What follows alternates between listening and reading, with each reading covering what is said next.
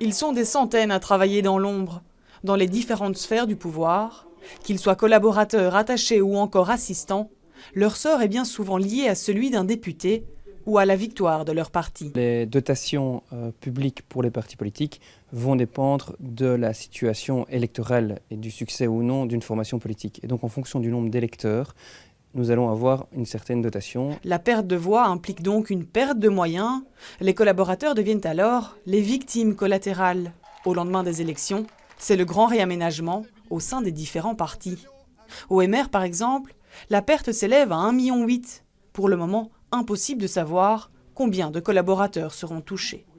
Au CDH, ils sont fortement concernés. Les démocrates humanistes ont perdu un tiers de leur voix. Suite à notre diminution du nombre d'élus, nous avons clairement un impact financier direct, puisque notre dotation passe de 4 200 000 € à 2 900 000 €. Et donc derrière les impacts financiers, ce sont évidemment et avant tout des impacts humains auxquels nous devons faire face. Donc ici, nous avons dû annoncer à une bonne vingtaine de collaborateurs que malheureusement, nous ne pouvions pas poursuivre la collaboration. Le verdict des urnes peut donc se transformer en une vague de licenciements.